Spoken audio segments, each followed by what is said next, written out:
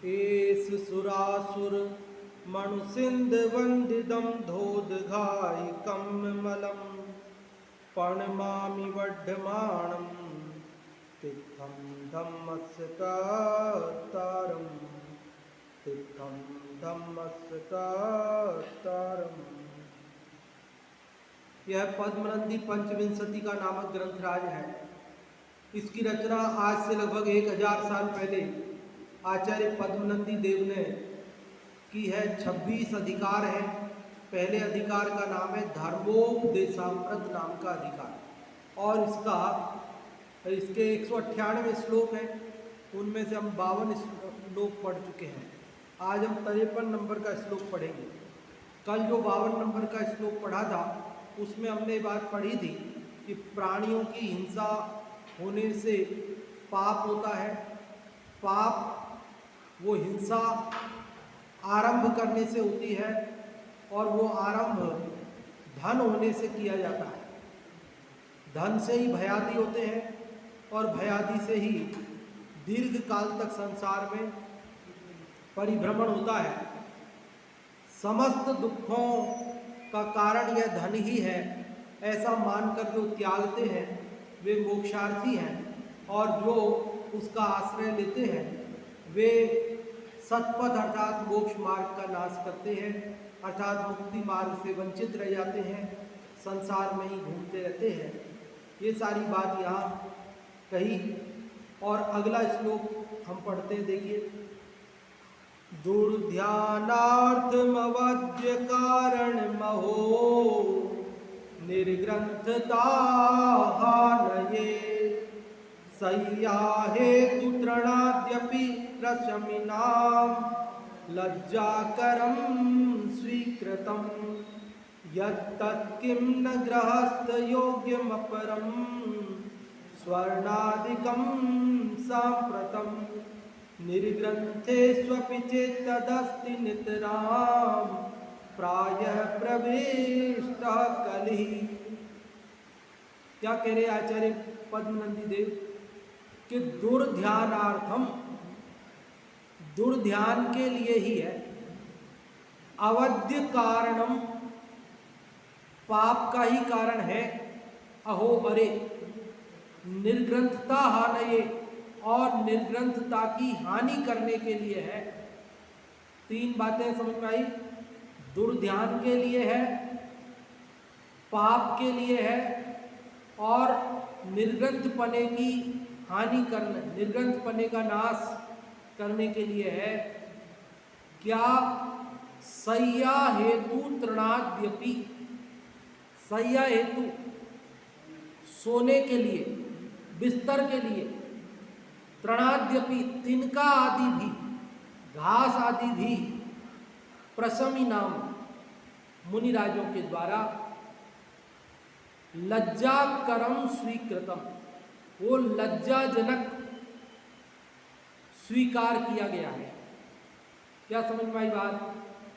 कि मुनिराज यदि सोने के लिए तिनके भी ले लेवे, घास भी ले लेवे, सूखी घास भी ले लेवे, तो भी वह लज्जाजनक कही गई है।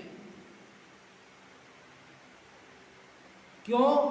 क्योंकि वो दुर्ध्यान का कारण है। क्यों? कि क्योंकि वह पाप का कारण है। क्यों? क्योंकि वह निर्ग्रंथता अर्थात मुनिपने की हानि करने वाला है।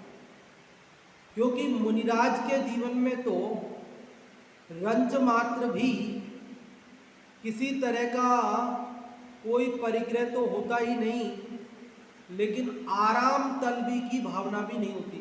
कायक्लेश नाम का तप होता है उनका। सोने बैठने के जो आसन है उनमें भी वे आराम की भावना त्याग देते हैं।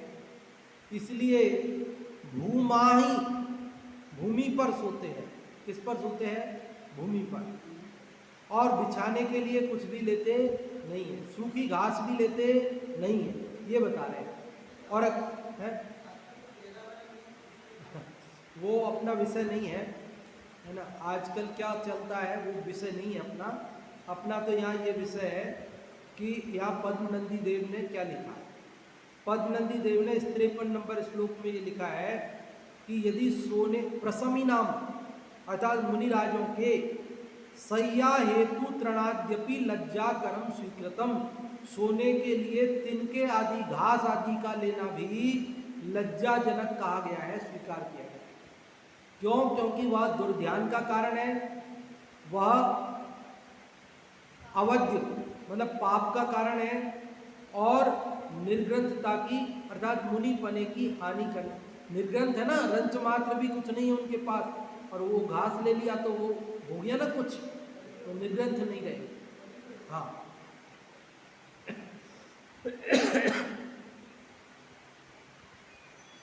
एक जगह तो ऐसा लिखा है कि मुनिराज जहाँ बैठते हैं सोते हैं तो पीछे से ऐसे शुद्धि करते हैं ना, वो तो मैंने बताया था आपको कि एक चींटी भी जा रही हो तो उसको नहीं हटाते।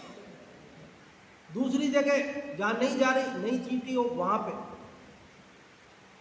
दिखने वाले जीवों को तो वे पीछे से हटाते नहीं, लेकिन जो आँखों से दिख नहीं रहे तो भी सूक्ष्म जीव वहाँ हो सकते हैं, होते हैं, ऐसी संभावना है।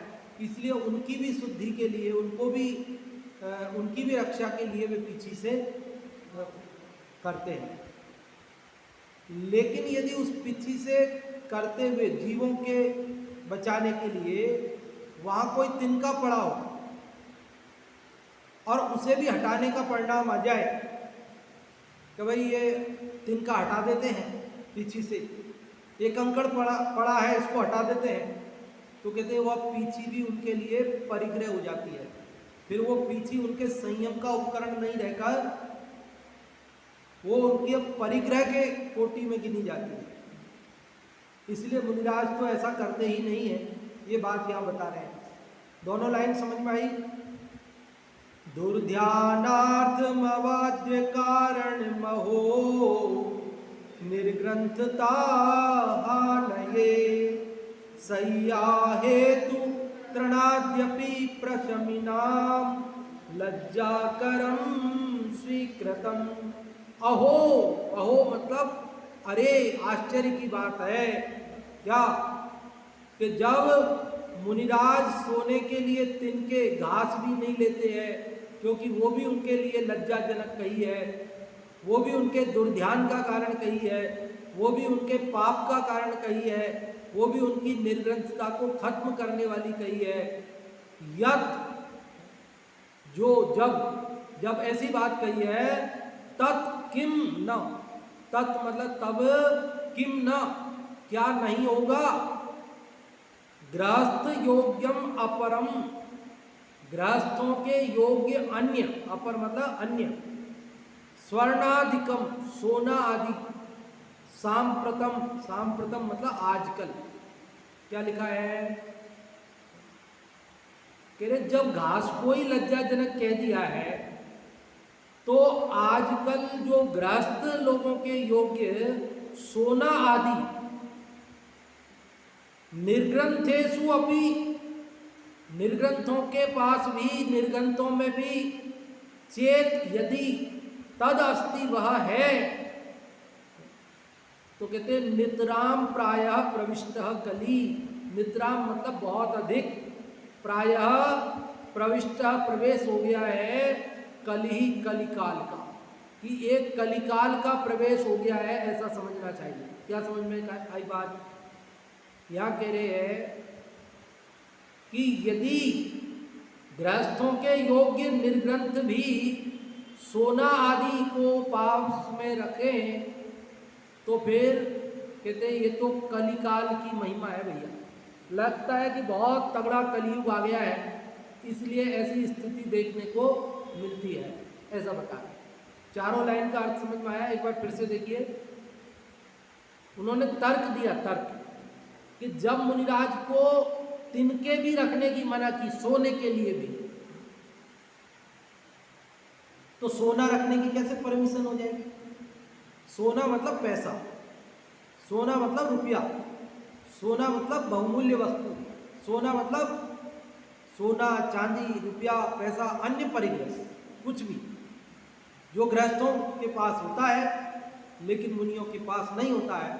लेकिन कदाचित आजकल कोई मुनि उसे रखे तो कहते हैं कि ये तो कलयुग का प्रभाव समझना चाहिए, ये मुनि पने का वास्तविक स्वरूप नहीं है, ये कलिकाल की महिमा है, ऐसा यहाँ कहते हैं। क्योंकि कहा है कि कौड़ी नहीं होए तो गृहस्थ दो कौड़ी का, और कौड़ी होए तो साधु दो कौड़ी का। क्या समझ में आई? कौड़ी मतलब पैसा, रुपया, पहले कौड़ी चलती थी। तो अगर रुपया पैसा नहीं होवे तो गृहस्थ दो कौड़ी का है। दुनिया कहेगी कि अरे खाने पीने की व्यवस्था नहीं उसके पास, तो कोई बेटे बेटियों के शादी संबंध करेगा, उसका परिणाम तो बहुत विचलित हो जाएगा, जीवन दुखमय हो जाएगा। इसलिए गृहस्थ तो पैसा रखता है, लेकिन मुनि तो पैसा नहीं रखते। यदि वो पैसा रखे तो लोग क्या कहेंगे, ये काहे के साधु हैं, पैसा रखते हैं, कहेंगे कि नहीं कहेंगे? इसलिए यहाँ कह रहे हैं कि देखो, जब सोने के लिए तिनकों का ग्रहण भी लज्जाजनक कहा है, दुर्ध्यान का कारण कहा है, पाप का कारण कहा है, निर्ग्रंथता का नाश करने वाला कहा है, तो गृहस्थों के योग्य अन्य सोना आदि रखना निर्ग्रंथों को, ये तो कलिकाल का प्रभाव समझना चाहिए। पिछले श्लोक में कहा था ना कि सारे दोषों का कारण, सारे दुखों का कारण धन है, और मुक्त्यर्थी मोक्षार्थी जीव उस धन का सर्वथा त्याग करते हैं, पूरी तरह त्याग करते हैं। तो यहां बता रहे मुनिराज त्याग करते, फिर भी कोई रख लेवे तो रख लेवे तो वो क्या है, अब क्या कहेंगे? देखो, वो कलिकाल का प्रभाव है ऐसा कहकर किसी का गुस्सा मोल नहीं लेना चाहते, इसलिए वो किसी को दोष नहीं देकर काल को दोष दे दिया। किसको? भैया तुम्हारा दोष नहीं है, तो काल का दोष है। क्या तुम्हारा दोष नहीं है तो काल का दोष है। कोई व्यक्ति गड़बड़ करे ना, तो उससे कहो भाई तुम गड़बड़ करते हो, तो वो नाराज हो जाएगा, और वो कहे भैया जमाना ही ऐसा आ गया, भैया तुम्हारा क्या दोष है, जमाना ही ऐसा है भाई, जमाना ही ऐसा आ गया, तुम्हारा क्या दोष है, तो वो आदमी बुरा नहीं मानता। लेकिन जमाना ही ऐसा आ गया, ये तो कहने का तरीका मात्र है, लेकिन बात तो यही है कि ये दुर्गुण तुम्हारे अंदर है, यही कहा है। तो यह बात समझ में आ गई आपको कि कलिकाल में इस प्रकार की प्रवृत्ति कदाचित देखने में आती है, तो यह उचित नहीं है, ये कहना चाहते हैं। कोई बताएंगे आप में से अर्थ इसका?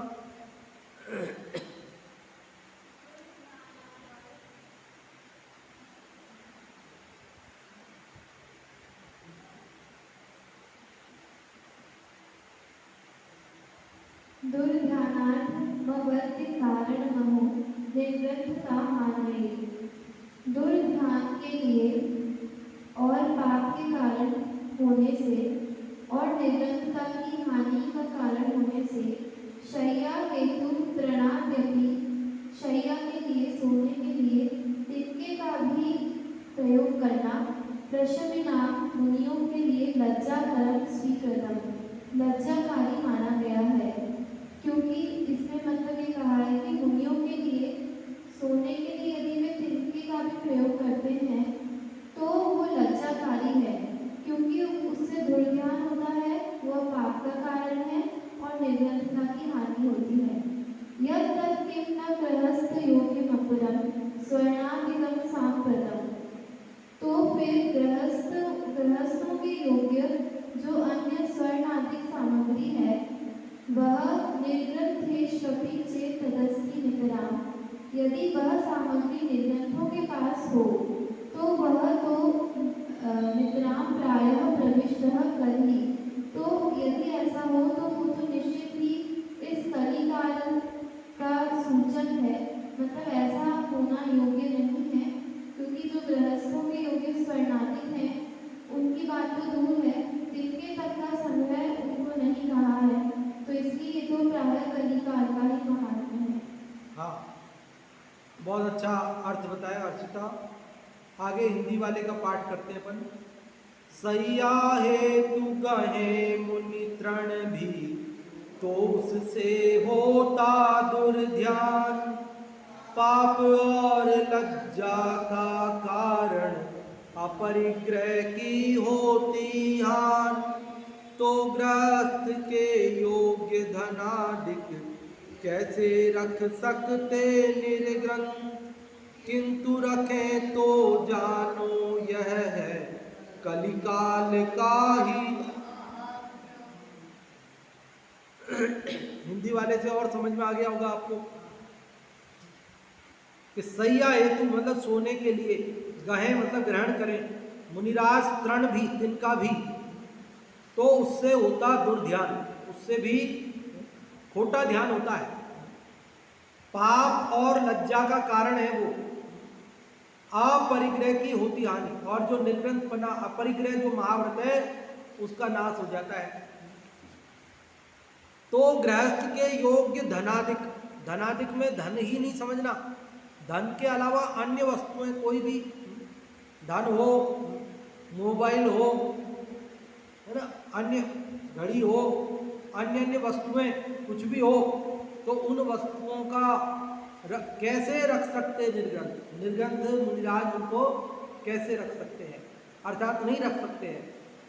किंतु रखें तो, फिर भी यदि कोई रखे तो जानो यह है कलिकाल का ही महत्व, ये कलिकाल का प्रभाव, ये जमाना ऐसा है। हाँ जी, अर्थ पढ़ेंगे कोई आप में से? ये माइक से पढ़िए।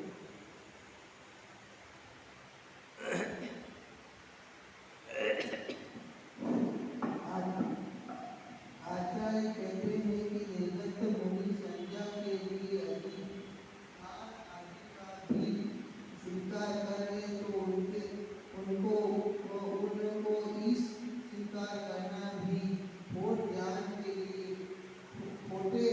के लिए भी होता है। निंदा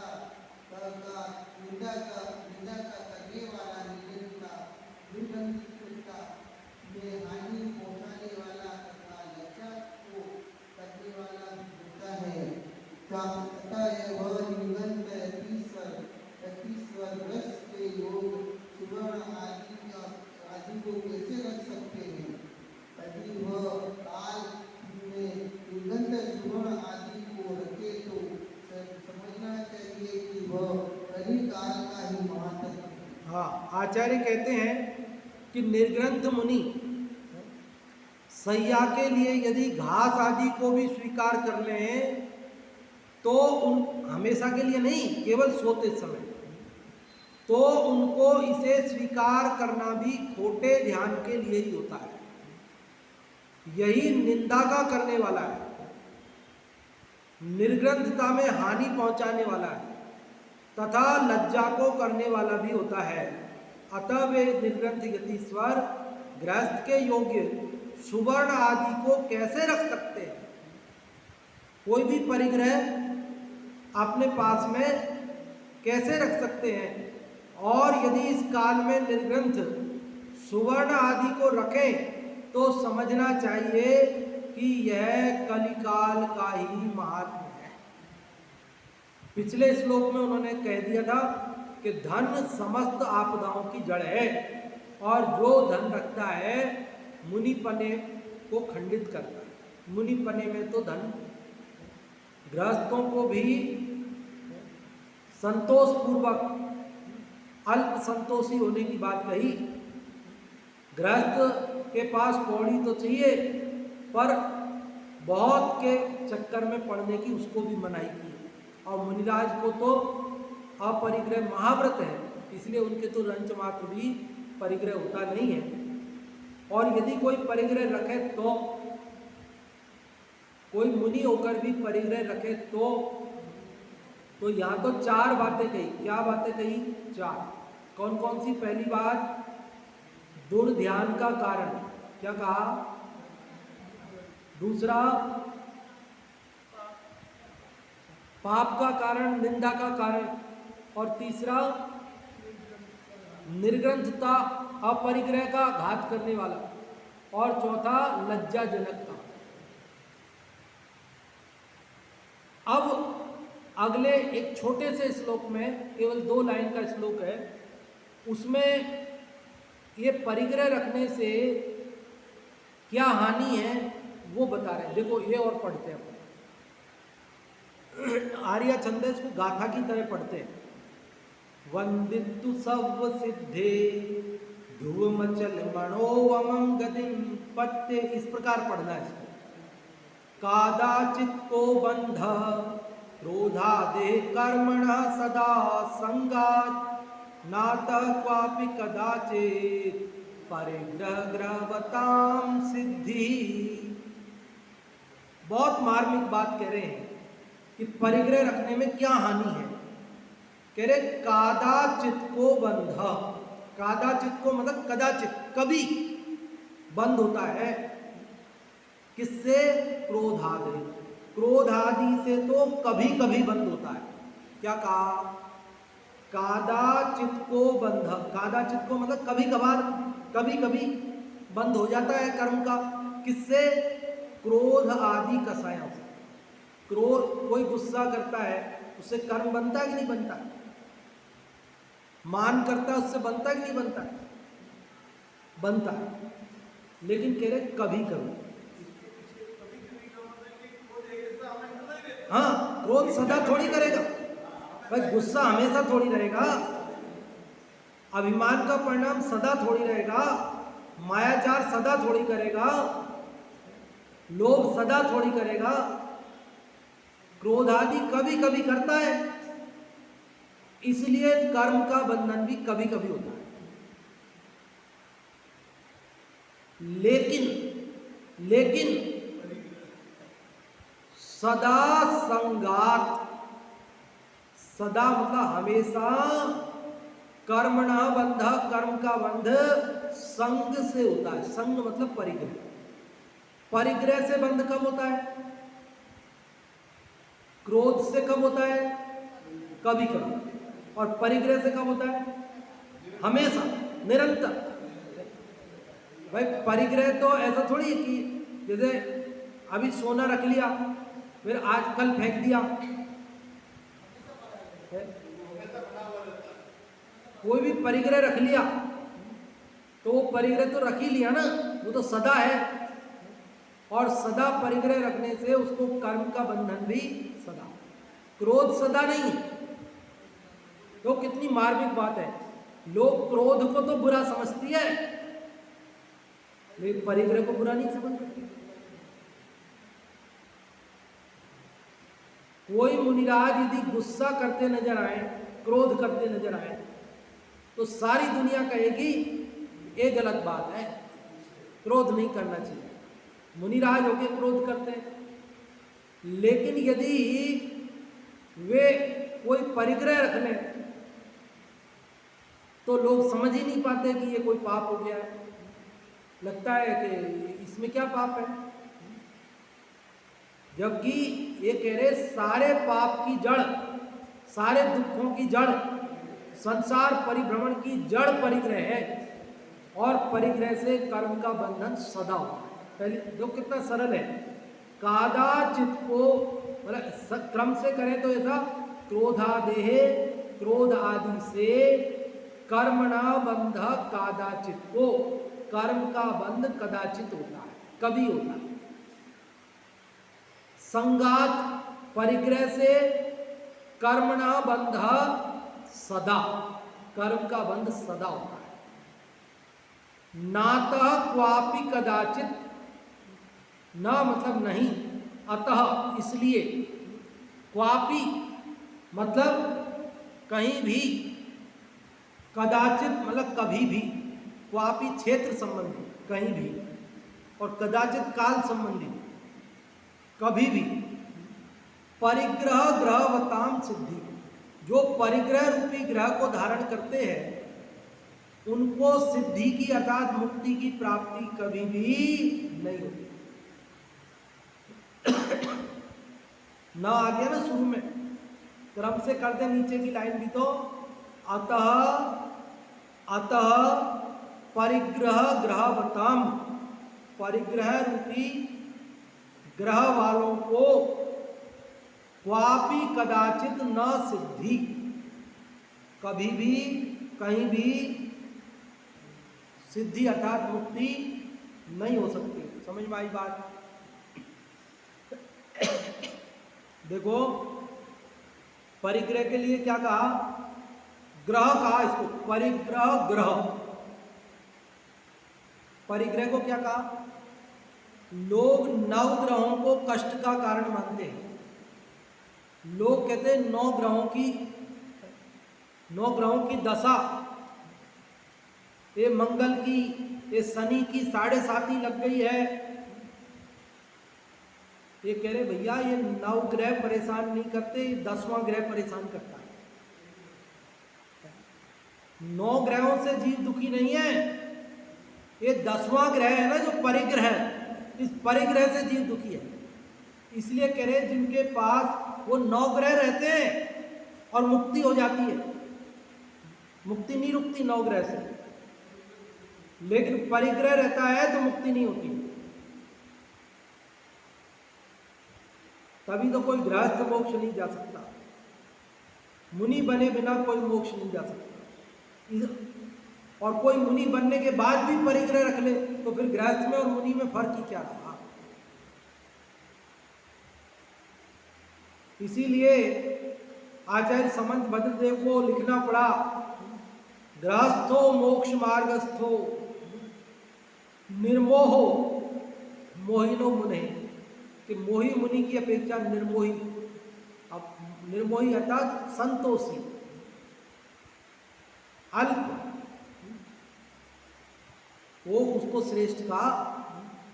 गृहस्थ, निर्मोही गृहस्थ को मोही मुनि से भी श्रेष्ठ कहा है।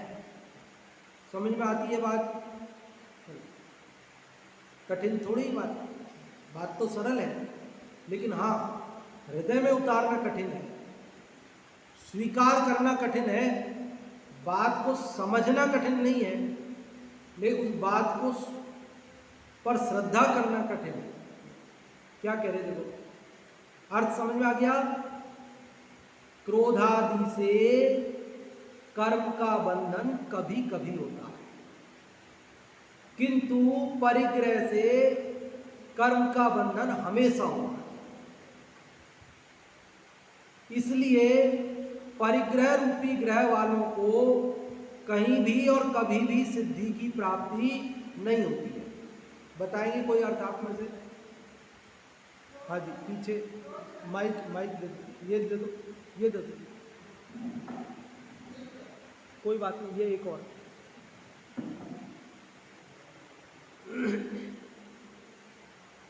क्रोध करने वालों को कर्म का बल कभी कभी होता है, किंतु जो लोग परिग्रह रखते हैं उन्हें सदैव ही करना है।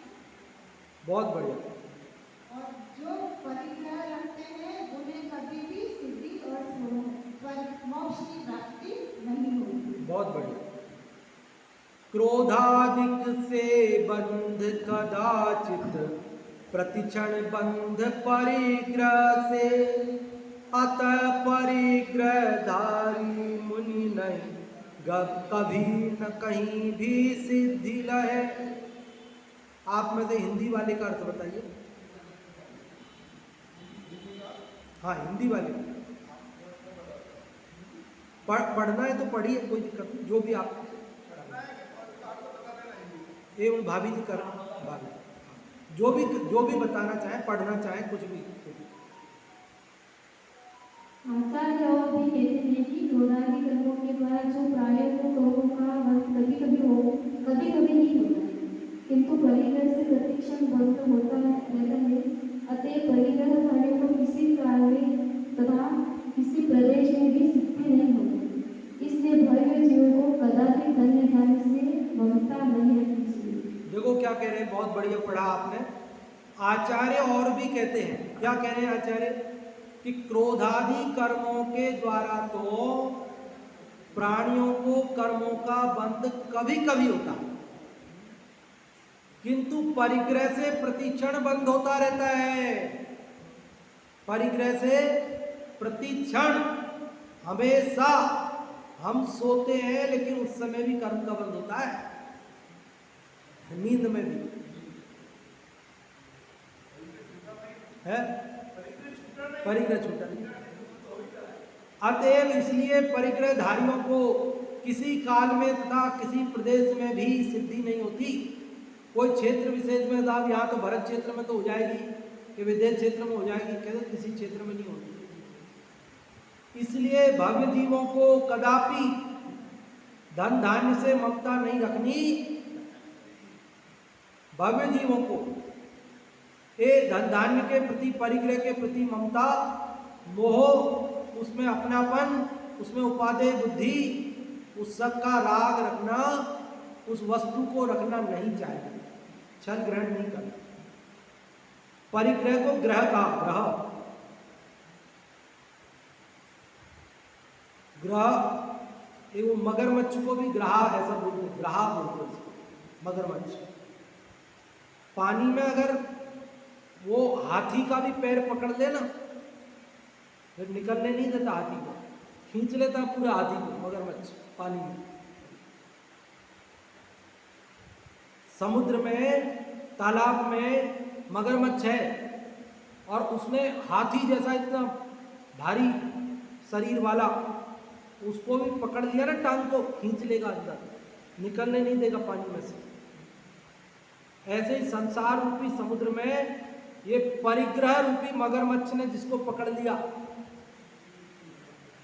उसको वो संसार समुद्र से परिग्रह निकलने नहीं देगा। ये मगरमच्छ है, ये निकलने नहीं देगा। कितना भी तपस्वी होवे, कितना भी बाह्य क्रिया पालता होवे, कितना भी ज्ञानी होवे, लेकिन परिग्रह रखे तो कहते हैं संसार से मुक्ति।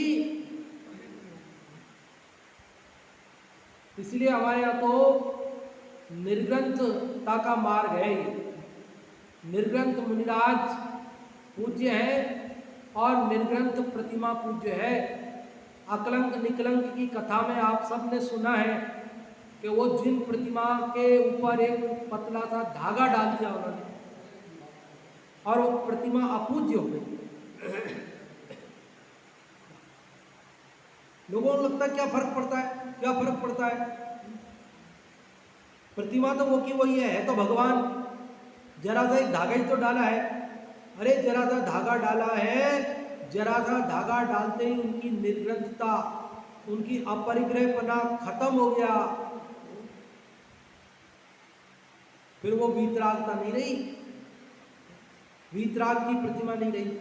इसलिए रंच मात्र भी कहते, जिन प्रतिमा जिन सार की कही जिनागम माए, रंच मात्र दूषण लगे तो जिन प्रतिमा लाए। तो जिनेंद्र भगवान की प्रतिमा जिनेंद्र भगवान के जैसी ही होती है, और यदि उसमें थोड़ा सा भी दोष लग जाए तो फिर वो जिनेंद्र भगवान की प्रतिमा नहीं रहती। ये जो हमारे मंदिर है ना, जिन मंदिर है, ये किसके प्रतीक है, किसके प्रतीक है? समव शरण। जिन मंदिर क्या है, मंदिर क्या है? समव शरण है। मंदिर क्या है? लोगों को लगता है कि हमारे मंदिर में तो समव शरण ही नहीं है, हमको समव शरण की रचना करवानी है। अरे जो मंदिर है ये समव शरण है, मंदिर समव शरण की तो रचना है। मंदिर क्या है? मंदिर समव शरण ही है, अब अलग से समव शरण और रचना है क्योंकि लोगों को पता ही नहीं कि ये मंदिर है जो पूरा समव शरण है। तो समव शरण की रचना है, ये मंदिर है। तो मंदिर में जो प्रतिमा है ये समव शरण में साक्षात विराजमान अरहंत भगवान जो होते हैं उनका स्थान पे है। तो क्या कोई व्यक्ति समव शरण में जाकर और वहां अरहंत प्रतिमा पर कुछ भी लगा सकता है? तो ये भी समव शरण है। और यहाँ भी ये अरहंत की प्रतिमा है, ये अरहंत भगवान के स्थान पर है। तो कोई भी व्यक्ति आकर कैसे उसके ऊपर कोई भी परिग्रह, कोई उस प्रतिमा के ऊपर कुछ भी लेप करे, कुछ भी रखे, तो वह परिग्रह वाली हो जाती है। फिर वह वीतराग की प्रतिमा नहीं रहती है, फिर वह पूज्य नहीं रहती है, ऐसी बात है। यहाँ पर कहा मुनिराज के संदर्भ में कि मुनिराज को रंच मात्र भी परिग्रह नहीं होता है, यदि कोई रखते हैं तो वह कली काल का प्रभाव समझना चाहिए। अन्य कसायों से तो कभी कभी बंद होता है, लेकिन परिग्रह से तो सदा ही बंद होता है। और परिग्रह वालों को कभी भी इसलिए मुक्ति की प्राप्ति नहीं होती है, इसलिए रंच मात्र भी परिग्रह नहीं रखना चाहिए, ऐसा यहाँ उपदेश दिया गया है। आज अपन ने कितने श्लोक पढ़े? 2 श्लोक। कौन कौन से नंबर के? 53 नंबर और 54 नंबर। 53 नंबर में क्या बात बताई है? आप में से कोई एक जना बताएंगे, जिन्होंने अभी तक नहीं बताया हो, उनमें से कोई बताना चाहे। 53 नंबर में क्या बात बताई है और 54 में क्या बताई है? अलग अलग बता दीजिए, दोनों को एक साथ बता दीजिए, कैसे भी बता दीजिए। माइक बाबू जी आ रहा है, माइक।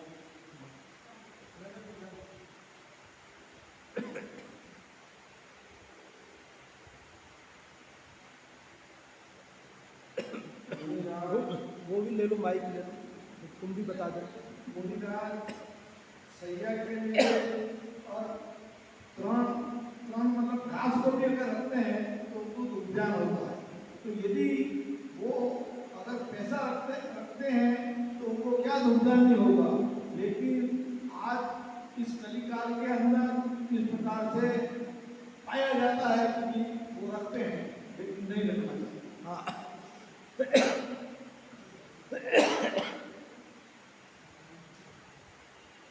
यदि कोई रखते हैं तो वो कलिकाल का प्रभाव है और उन्हें भी नहीं रखना चाहिए, ऐसा उपदेश है। बहुत बढ़िया आपने बताया बाबू जी। और 54 नंबर का में क्या बात बताई गई है?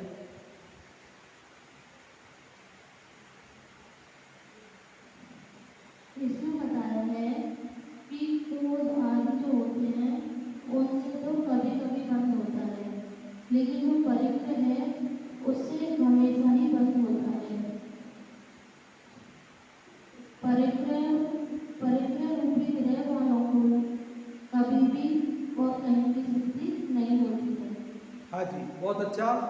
तो आप और हमको मुनिराज के संदर्भ में बात है यद्यपि ये, लेकिन आप और हमको भी यदि सुखी होना है तो हमें ये बात समझनी पड़ेगी कि हम 9 ग्रहों से परेशान नहीं हैं, किसी के चक्कर में पड़ने की ज़रूरत नहीं है। कहीं वो कहेगा आपसे कि मैं जाप कर दूंगा, आप ऐसा कर दो, ये दे दो, ये ऐसा कर दो, आप सुखी हो जाओगे। अरे भैया परिग्रह कम करो, सुखी हो जाओगे। परिग्रह दुख का कारण है, समस्त दुखों की जड़ परिग्रह है। कल तो पढ़ा था अपन ने, सर्वे दोषः कांचनम आश्रयन्ति, सारे दोष धन में बसते हैं। इसलिए धन का बहुत मोह रखना ये उचित नहीं है। गृहस्थों को भी संतोष की शिक्षा दी है और मुनिराज को अपरिग्रह की शिक्षा दी है। गृहस्थों को परिग्रह परिमाण व्रत की शिक्षा दी है और मुनियों को अपरिग्रह महाव्रत की शिक्षा दी है। इस प्रकार से आज अपन ने चर्चा की और अगले श्लोक में अगली आगे की चर्चा अपन। हाँ जी बाबू बोले, माइक से बोलिए। मंदिरों के अंदर भी हम बहुत साधन करना चाहते हैं, चांदी के, सोने के, ये कर दो, तो क्या ये श्रेणी में नहीं आता है? आता है बाबू। मंदिरों में भी बहुत ज़्यादा सोने चांदी आदि के बहुत साधन रखना ये कोई ज़्यादा बुद्धिमानी का काम नहीं है, बल्कि दादा तो ऐसा कहते हैं चोरों को निमंत्रण है। चोरों को निमंत्रण है, चोरों को मंदिर में सोने चांदी के ज़्यादा साधन बसाना, ये चोरों को निमंत्रण देना है कि आओ यहाँ रखा है ले जाओ, उनको ललचाना है और वे आएंगे सोने चांदी के लालच में और वो हमारी प्रतिमाओं को ले जाएंगे, कुछ करेंगे। आए दिन जैन मंदिरों में चोरियां होती है ना, और हम लोग लाचार हो जाते हैं, उनके आगे कुछ कर नहीं सकते हैं, ऐसी स्थिति बन जाती है। इसलिए बहुत इस प्रकार के साधन जुटाना भी बुद्धिमानी का काम नहीं है। दादा तो बताते हैं कि एक बार वहाँ एक चांदी का समयसार तो क्या, समयसार तो वो का वही है, लेकिन चांदी का कवर लगा देते हैं ना ऊपर, तो ऐसा स्मारक पे मंदिर में था, तो कोई ले गया, चुरा के ले गया।